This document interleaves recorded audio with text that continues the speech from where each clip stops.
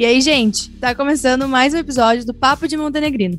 Aqui, semanalmente, a gente traz entrevistas que destacam pessoas, ideias e entidades que tenham relação com o Montenegro, além de abordar assuntos globais, mas sempre com um outro olhar, trazendo mais pra cá.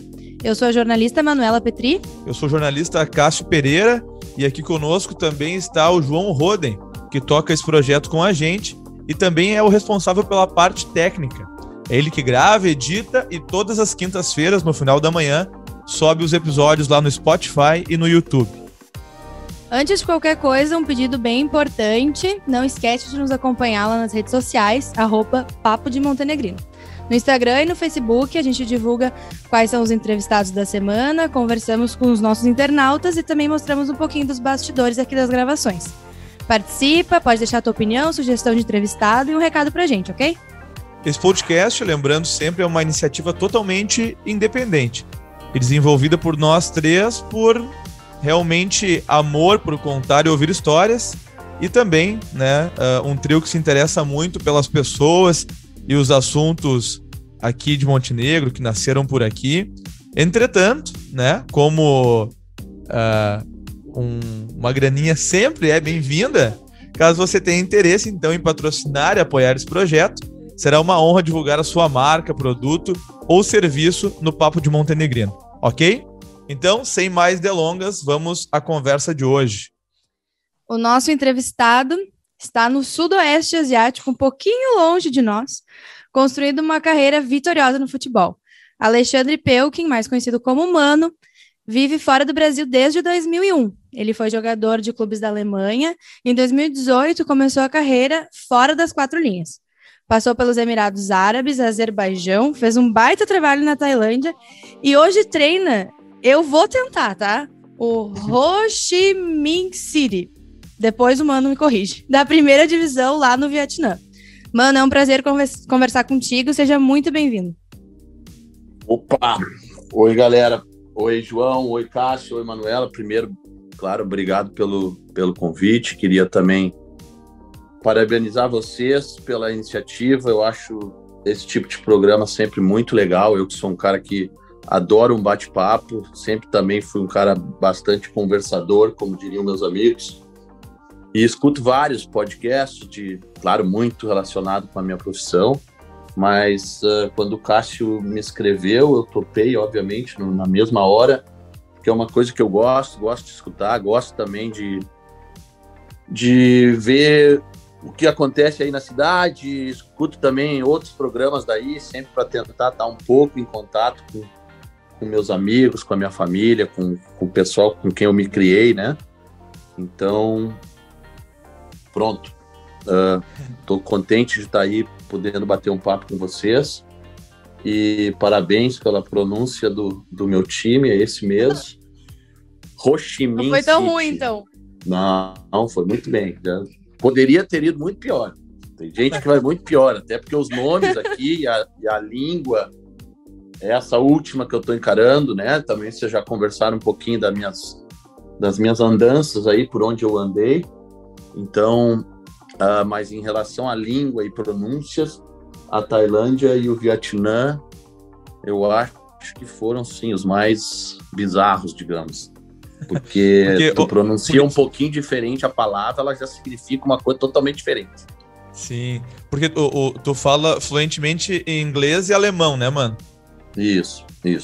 As que eu uso, né, praticamente, claro, eu não treinei em nenhum país onde a língua agora era inglês ou alemão como principal, então o que acontece? Eu uso inglês e tenho sempre um tradutor, né, uma sombra, como eu digo, que é normalmente um treinador, mas que fala as duas línguas. O que eu uso muitas vezes ainda é o alemão e o português com jogadores, né, porque no mundo do futebol a gente acaba encontrando jogadores de todas as nacionalidades. Então, eu tenho aqui no meu time, aqui no Vietnã, 3 brasileiros, mas, por exemplo, na Tailândia, onde eu fiquei muito tempo no mesmo clube, eu tinha 2 alemães, 3 brasileiros, um espanhol, então tu misturava tudo no treinador-jogador, né?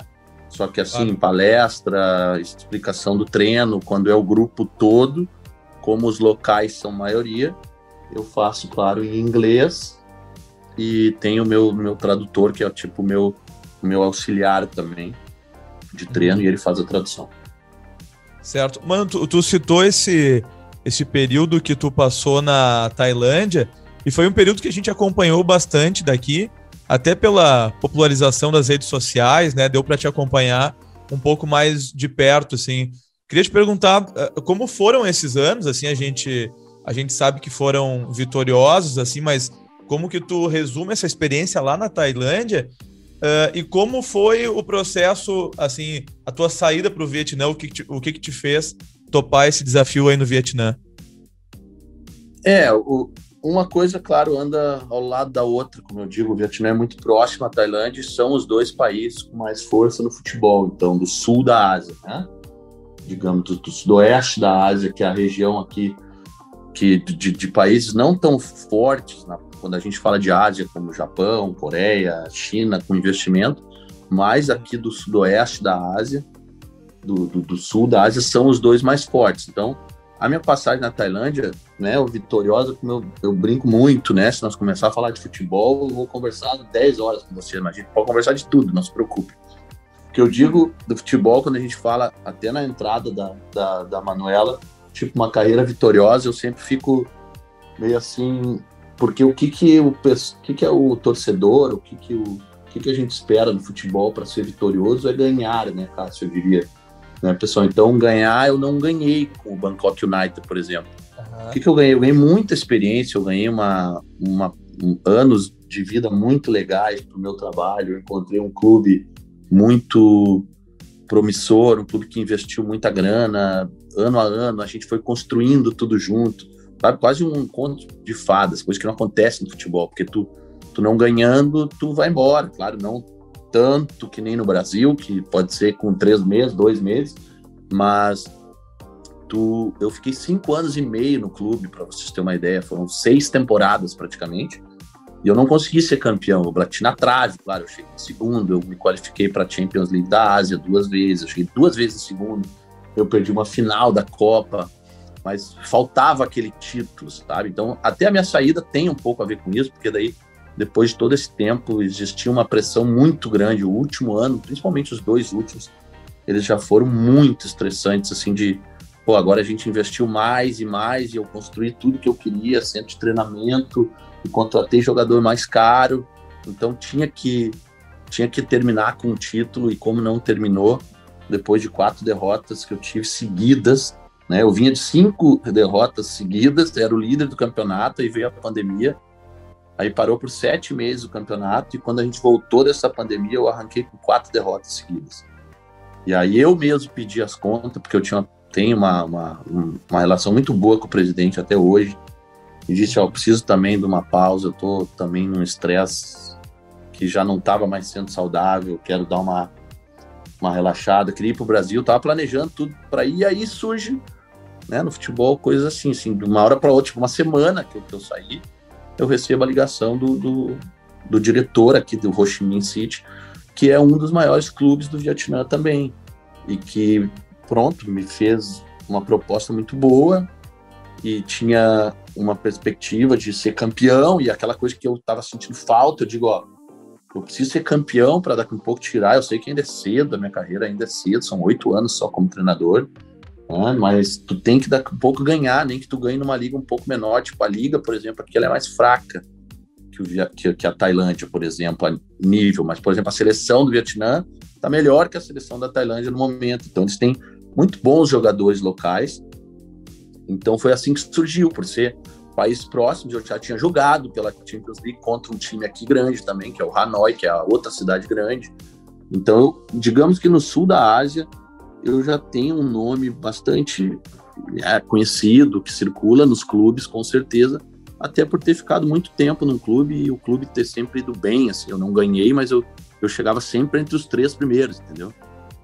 Então foi assim que surgiu, eu ia embora, eu queria uma pausa e acabei decidindo topar de última hora, conversei com a minha mulher, com a Raquel, conversei um pouco com meus filhos na Alemanha, eu tenho 2 filhos na Alemanha, e acabamos decidindo que eu ia prorrogar um pouquinho mais a pausa. E aí eu embarquei direto, embarquei na outra semana, eu já estava no Vietnã. Ô, mano, e quando a gente aqui no Brasil pensa e fala em Vietnã, por mais bobo que possa parecer, o que nos vem à cabeça são imagens do país durante e logo depois da Guerra do Vietnã, né? Mas a gente sabe que um país é muito mais do que um episódio histórico. E o que é importante a gente saber sobre o Vietnã? Quais as principais curiosidades e diferenças desse país? Por isso, por isso que eu digo que a gente pode conversar de muita coisa, porque eu normalmente, além do futebol, eu sou um cara que gosta disso, né? Eu gosto de pesquisar muito aonde eu vou, como é que é a cidade, o que é a história, né? O que tem a Raquel, principalmente, minha mulher adora isso, a gente chega, ela já quer saber onde é que é o museu disso, museu daquilo, claro que no início eu tenho que deixar ela ir sozinha um pouco, mas eu vou me interessando. E o que eu posso dizer para vocês? É uma cidade que eu tô gostando muito. A gente tem que definir também o Vietnã um pouco como, tipo, a guerra, ela é recente ainda no povo, né? Mas o que eu posso dizer para vocês? Eu não senti, assim, tu não sente uma... Claro, daqui a pouco eu tô muito pouco tempo aqui, mas tu não sente, assim, que é um povo marcado, que é um povo sofrido. Bem pelo contrário. Claro que eu moro em Ho Chi Minh, que é a antiga Saigon, né? Até os locais gostam de continuar chamando a cidade de Saigon, eles não falam Ho Chi Minh, né? E Ho Chi Minh, o nome da cidade, casualmente é um cara, não sei se vocês pesquisarem no Google, vocês vão ver, é o comunista esse, que foi muito envolvido na guerra, que tem uma barbichinha assim de bode. Esse é ele é Ho Chi Minh, o nome dele, a estátua dele, aqui os estádios tem as fotos dele, né? Tudo se mudou por causa desse cara, né? Então eles têm um orgulho ainda muito grande, não digo orgulho, mas eles, né, todo mundo considera que foi uma guerra vitoriosa contra os Estados Unidos, então tu imagina o quanto teve de estratégia de guerra, essas coisas. Mas eu encontrei aqui uma cidade, muito parecida com Bangkok, para vocês terem uma ideia, uma cidade de 8 milhões de habitantes, onde tem um tráfico enlouquecido. Eu nunca vi tanta moto na minha vida, nunca vi tanta bagunça coordenada, porque eles andam na contramão, eles andam pela calçada, eles andam reto, eles vêm reto em ti, tu acha que vai bater e não bate. Eu nunca vi nada igual. O trânsito de Bangkok ele já era horrível, mas aqui ele não é horrível, ele é louco, completamente louco. É uma bagunça organizada, assim. Eles se entendem. Isso, tu não entende. Aí, olha só, eu tenho umas. É por isso que eu gosto de contar a história. Tem umas histórias muito legais que daí tu vai descobrindo. Tipo, para atravessar a rua, tu imagina vindo 200 motos. As sinaleiras elas não funcionam direito, porque elas ficam verde ao mesmo tempo para dois que vão tipo no mesmo lugar, sabe? Porque teoricamente teria que ser verde para um e vermelho para o outro. Mas elas estão os dois lados verde. Só que eles são coordenados para, tipo, vou eu, e eles vão indo. Tem vídeos, gente, que eu achava que era mentira, só que eles são verdade. Aí, se tu quer atravessar a rua, por exemplo, e tu não tá no cruzamento, não tem a sinaleirinha pequenininha aquela para atravessar, eles só disseram assim pra mim, mano, isso é uma estratégia de guerra, preenche o espaço vazio. Eu falei, como assim? Vai caminhando, só bota a mão pro lado e vai caminhando. A moto vai saber que tu só não para e nem acelera. Segue no teu ritmo. Eu disse, não tô acreditando nisso. Gente, sem brincadeira, eu fiz o teste. Funciona. Eu tenho medo já, porque a Júlia, que tem 6 anos, a minha filha, ela às vezes vem vindo 200 motos. Ela, calma, vai só botar a mãozinha. E ela quer sair caminhando na rua só botando a mão e a moto passa uma na tua frente, uma atrás, uma na frente, uma atrás, e tu vai andando, tu atravessa a rua. Sabe? Uma coisa maluca do trânsito, né? Maluca, mas engraçada de ver e sem lei, totalmente sem lei. Mas um povo, assim, que não fala muito inglês, né? Isso é um pouco também diferente dos outros países onde eu passei. Então, a comunicação, ela não é muito fácil. Tanto que por esse trânsito, eu, pela primeira vez nesses 20 e poucos anos, 23 anos já que eu tô fora, eu não peguei um carro para mim, que normalmente eu pego sempre no meu contrato. Eu peguei um motorista, no caso. Então, eu tenho um carro do clube com motorista, porque eu não ia conseguir dirigir, né? Eu ia brigar, eu ia bater, né? Não tem como dirigir aqui. Então, até essa comunicação é difícil. Tipo, meu motorista não fala inglês, tu imagina. É tudo no Google Translate, é tudo no... Só manda o endereço para ele vem, me pega, me leva pro treino, me traz de volta, né? E assim vai. Mas como é que eu posso dizer? Como eu disse, a cidade... É pouco tempo ainda, eu tô há 5 meses aqui, a gente tá de lockdown agora, porque deu uma confusão aí do Covid, tá tudo meio parado, eu tô há 3 semanas sem treinar, né? Isso que a gente ia te perguntar, mano, tu falou que ficaram 7 meses parados aí, e agora, assim, Como é que tá o processo de protocolo, vacinação e tal? Por isso, esse que foi o problema, né? Claro, o problema foi esse. Tipo, tanto a Tailândia já, esses 7 meses foram na Tailândia, como aqui, o que aconteceu? Eles optaram por um regime, assim, de controlar o vírus, né? Quando, tipo, surgiu os primeiros casos, foi lockdown pesado, só claro, ele é bem diferente do nosso, culturalmente, tipo, até porque é ainda, né, um regime comunista, que, tipo, o governo falou, ó, acabou, fechou, não sai, multa com máscara, todo mundo, cara, não viu uma pessoa na rua há 3 semanas. Ninguém sai de máscara. Eu saí de máscara esse tempo para correr aqui, botei minha máscara para baixo do queixo, veio 4 guardas correndo atrás de mim. Por uma coisa de 1 segundo, de 10 segundos quando eu entrei no prédio.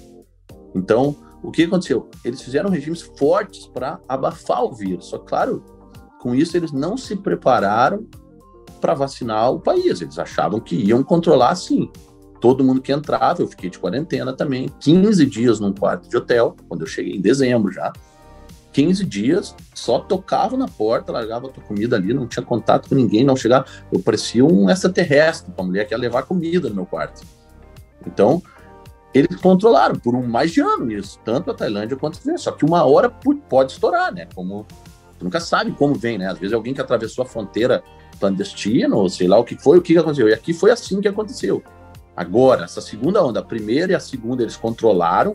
Quando eu digo controlaram, eles tinham 1.000 casos, gente, total, num país de 90 milhões de habitantes. Tá? Só que o que aconteceu agora, essa última agora, que nós estamos vivendo há 1 mês atrás, que é quando eu já estou aqui, teve alguém que veio da Índia e um da Inglaterra, se não me engano, foram 2 que começaram. Eles vieram, fizeram a sua quarentena, testaram a segunda vez, no 15º dia negativo, foram liberados, e aí foram, tipo, começou até numa igreja, casualmente, foram para um lugar e um cara se sentiu mal, o cara que saiu da quarentena, foi fazer o teste positivo, gente. E aí, com esse negócio da igreja, espalhou primeiro no norte, agora o norte conseguiu, parece, controlar, Ho Chi Minh estava liberado, eu treinando normal, e aí, claro, um voo lá um pouco, né, ou alguém de carro, alguém que veio, ou seja, descontrolou um pouco aqui. As últimas 3 semanas, para você ter uma ideia, eu estou trancado em casa com a Raquel e com a Júlia, e a gente não faz nada, eles ainda querem controlar dessa forma, ou seja, totalmente radical, tudo fechado, tudo fechado. Tu não pode entrar no café, não pode mais entrar no restaurante, a cidade inteira, parece uma cidade fantasma. Mas não estão conseguindo, tá tendo 50 casos, pensa, 50 casos por dia, eles estão apavorados. Minha cidade tem 8 milhões de habitantes, eles não deixam abrir nada há 3 semanas. Mas o que eu digo que é ruim no momento? Porque eles não se programaram para vacina, eles queriam esperar, eles queriam produzir a sua própria vacina, aquela coisa de gasto, de custo, de política, óbvio também, aqui tem, né? Ou gente que queria produzir a sua vacina e ganhar com isso, e conseguir abastecer o país inteiro, porque eles achavam que iam controlar, mas não controlaram, ou seja, agora os casos estão aumentando, não estão conseguindo controlar, e por isso o campeonato está parado.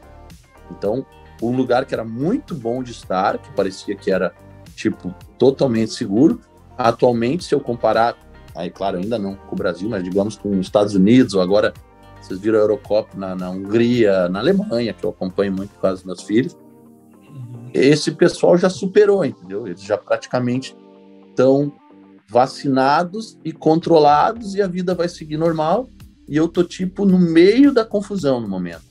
E sem vacina, porém, hoje, para você ter uma ideia, casualmente, que é o nosso programa, hoje eu recebi a mensagem aqui do clube, amanhã, 7h30 da manhã, eu tô indo tomar a primeira dose da vacina. O time inteiro, né? O time inteiro. Uma coisa boa. Ô, mano, a gente costuma crescer aqui no Brasil ouvindo que o Brasil é, de fato, o país do futebol, né? Com muitas oportunidades, enfim. E tu, assim, acabou construindo a tua carreira de jogador e agora de treinador longe daqui, né? Fora do Brasil. Tu acha que esse é um caminho cada vez mais comum, assim, de quem pensa em viver do futebol? Sim, com certeza, né? Porque ainda mais agora que você tem mais acesso a números, a dados, a vídeos, muito mais do que na minha época, né? Quando eu também saí para jogar, mas isso é uma coisa que já acontece há muito tempo, né? Agora mais ainda, porque fica mais fácil, como eu falei, essa parte de comunicação e de acertar numa contratação.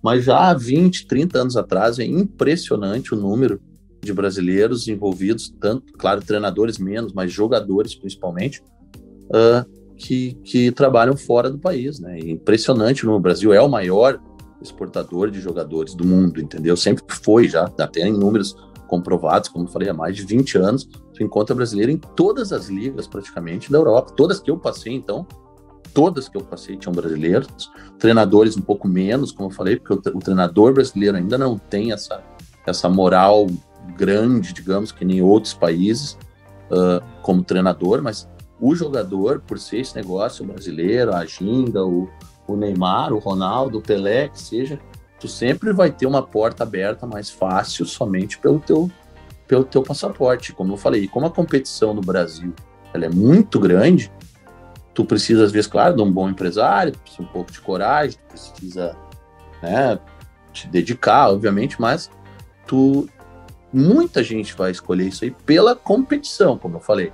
Então, no meu caso, foi o quê? Claro, como treinador, um pouco diferente, eu fiz, digamos, mais por merecer, e como eu falei, já tem menos treinadores, então eu fiz todas as minhas licenças na Alemanha, o que tinha um peso bom também, né? Eu tenho os 2 passaportes, e como jogador foi mais porque eu não jogava nada, né, Cássio? Então, no Brasil eu não ia jogar, entendeu?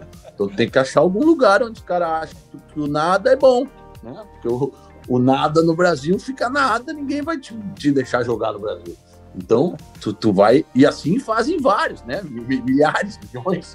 Então, né? E eu brinco muito com meus amigos aí, vários que tu conhece também, nas teladas e coisa. Eu joguei muito no Brasil também, nas escolinhas e em Montenegro, principalmente. Uhum. Todos meus amigos são envolvidos com futebol e tenho contato muito com eles, com o Páscoa também. Até coisa de trabalho que a gente pensa pro futuro e tudo. Então...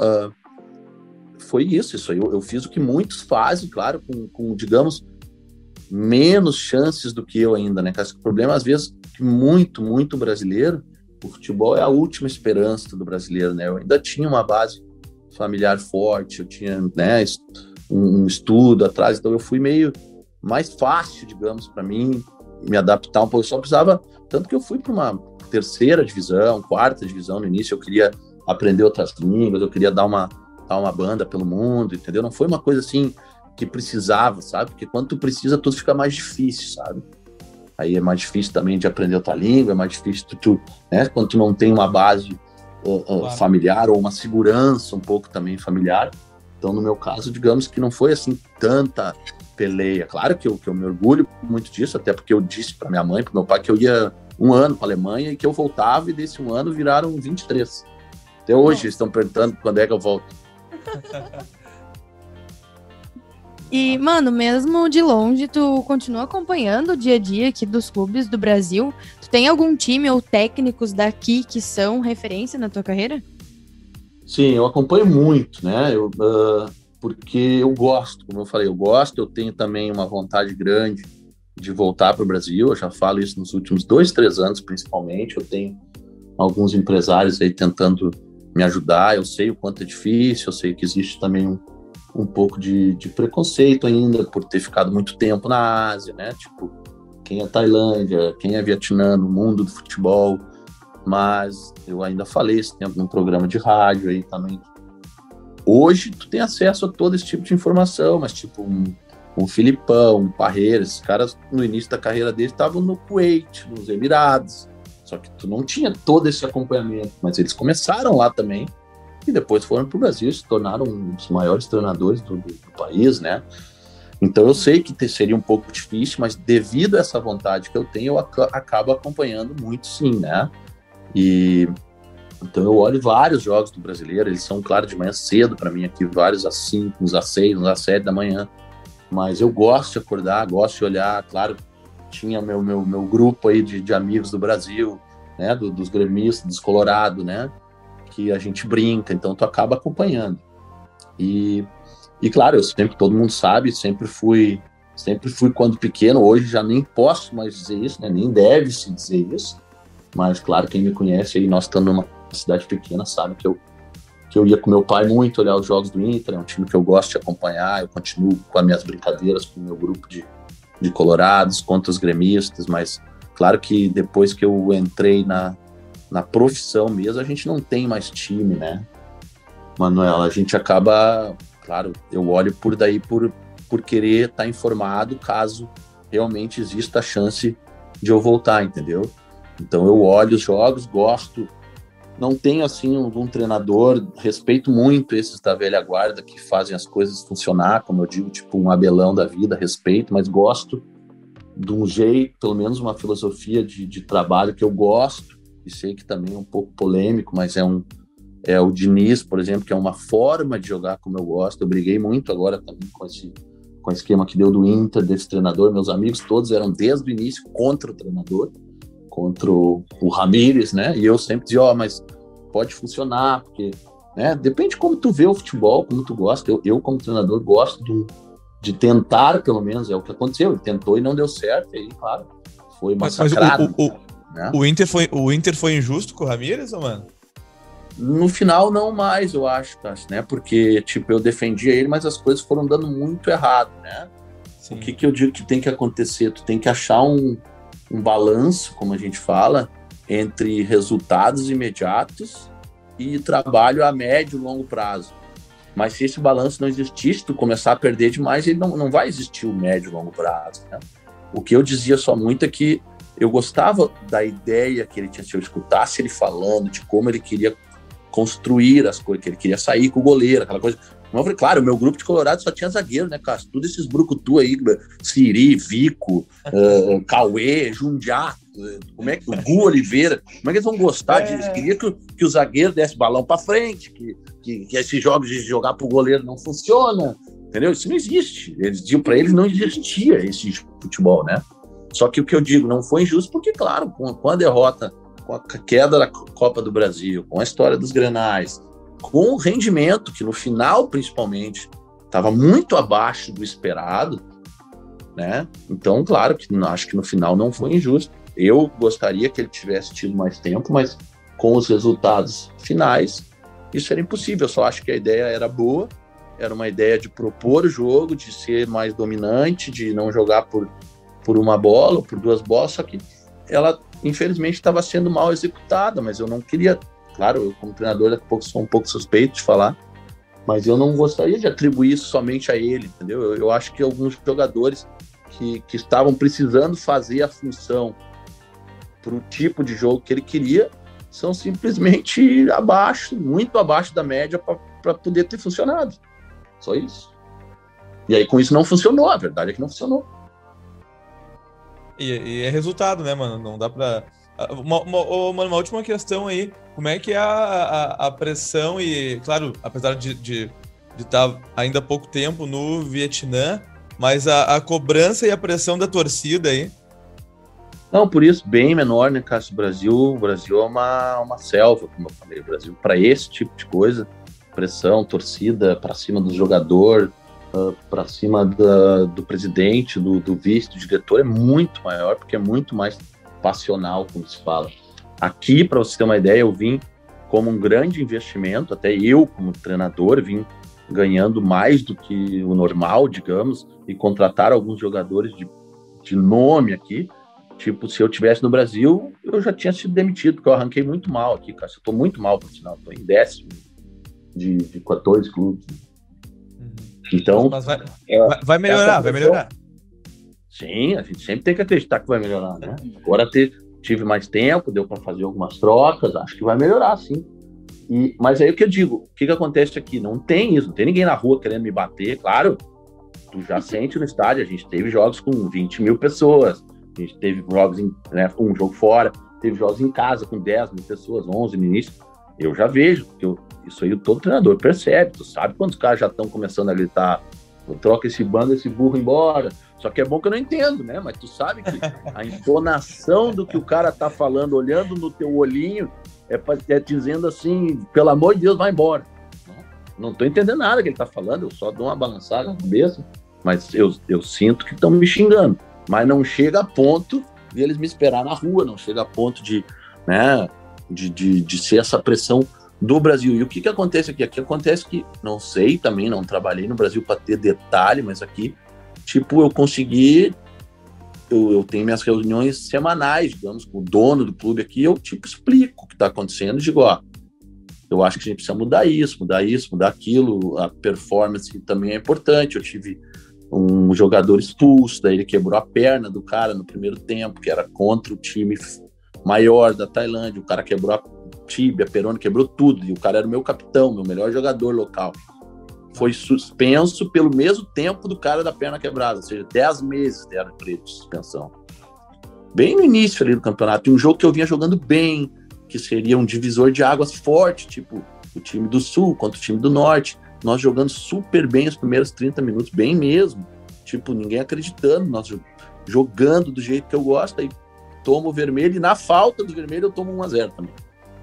E aí, tipo, perco 3 seguidas, e isso, claro, aqui é tudo muito cedo ainda para dizer que deu tudo errado, né, só teve 12 jogos, mas a posição na tabela não é a que o clube quer, não é o que eu quero. Mas o que eu digo, nas conversas que eu tenho, é uma conversa positiva, sempre para frente. O cara diz, não, mano, não te trouxe aqui para... Não tô preocupado com isso, me explica o que tá acontecendo. Entendeu? No Brasil isso não ia acontecer. Não tem muita conversa, porque tu não aguenta a pressão, né? É difícil até pro presidente, coisa. Aqui parece que é mais fácil, e é uma questão cultural, né? O cara diz, não, mano, tá tudo certo, vamos planejar pro ano que vem, o que tu precisa? Tipo, vamos trocar o jogador, quer investir mais, precisa disso, precisa daquilo, porque tinha muita coisa errada também, né, Cássio? Tirando a parte, vocês todos aí, né, o João também, escutando vocês, tem que ver que tem vários fatores que podem também, claro, o que mais importa para o torcedor é o resultado ali dentro do campo, mas tipo, aqui nós não tínhamos um centro de treinamento próprio, né, eu tinha que alugar o campo para treinar, aí chove, o cara que aluga o campo te liga, hoje não vai dar, sabe, umas coisas bem amadoras, digamos, coisas que não acontecia na Tailândia e em nenhum outro lugar que eu trabalhei. E eu então tentei devagarinho explicar para o presidente, que é um cara muito poderoso aqui, que tem vários outros negócios, então eu disse, tu quer que eu te ajude, a gente tem que montar tudo, temos que dar um passo para trás. Por quê? Porque a gente precisa de um centro de treinamento, eu preciso de 2 campos para treinar, onde eu sou o dono do campo, isso aqui. E ele meio que está comprando a ideia, né, Cássio? Claro que faltam 7 jogos ainda, se eu perder 3, 4, ele também não vai me segurar, né? Mas eu acredito que isso não vai acontecer, até porque os últimos jogos já foram melhores do que os iniciais. E aí vamos ver, a minha vida é meio assim, a minha vida não tem como ser muito programada, né? Assim como eu tô aqui, eu posso perder 3 jogos e eles me mandarem embora. Tem pena mais é da Raquel mesmo, que fica louca, porque eu chego em casa às vezes e digo, pode arrumar as malas. Ela, como assim? Não vai mais dar. Nós perdemos domingo, estamos fora. Ela, mas como a mudança recém chegou? Eu falei, pois é, assim como ela chegou, nós perdemos 2 jogos, amor. Não tem volta. Nem abre as caixas. Melhor nem abrir as caixas. Ela, como assim? Eu não abro as caixas. Pega uma tacinha de café, 2, 3 pratos para nós e vamos esperar domingo. E assim vamos indo. Que beleza. E assim vamos indo, né? E é isso aí. Mano, muito obrigada pelo teu tempo, pelo nosso bate-papo. Foi muito legal conversar contigo. E ficou bastante história, né? Eu acho que quando tu vier para Montenegro, tem mais um tempinho aí pra gente conversar de novo. Muita sorte na tua trajetória e muito sucesso. Muito obrigado. Eu que agradeço para vocês conversar um pouquinho. Claro, eu estando aí, é só vocês me procurarem, é só ter interesse que para conversar eu sempre estou disposto. Tá bom? Mano, obrigado.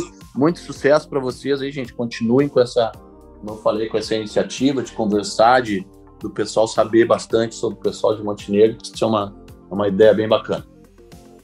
Valeu. Tá bom? Abração para todo mundo aí. Valeu. Abração.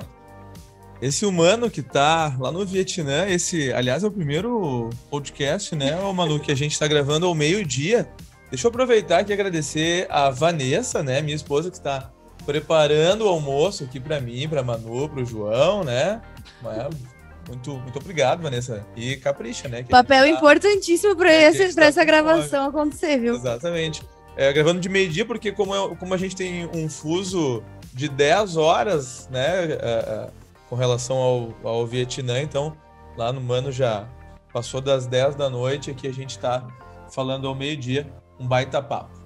E vamos lá, antes de encerrarmos, vamos para o Dica Daqui, né? Que é aquele quadro no final do programa onde a gente sempre traz uma ideia, uma dica aí de algo para fazer na cidade ou na região, um perfil para seguir nas redes sociais, né? Alguém que esteja fazendo um trabalho legal aqui na cidade e mereça ser mencionado. O que tu tem pra gente hoje, Manu? A minha dica é sobre um empreendimento feminino que eu achei muito, muito bacana, conheci recentemente, que é o Econoa. Ele é mantido pela Débora, ela é terapeuta holística e doula, e a empresa produz aqui na região vários produtos naturais e ecológicos, a maioria voltado para mulheres, como absorventes ecológicos e as calcinhas menstruais, que isso é uma coisa que hoje a gente tem buscado muito e normalmente a gente não encontra coisas daqui, só vindas da internet ou de outros estados. E ela também produz óleos essenciais, fraldas ecológicas para bebês e pomadas naturais.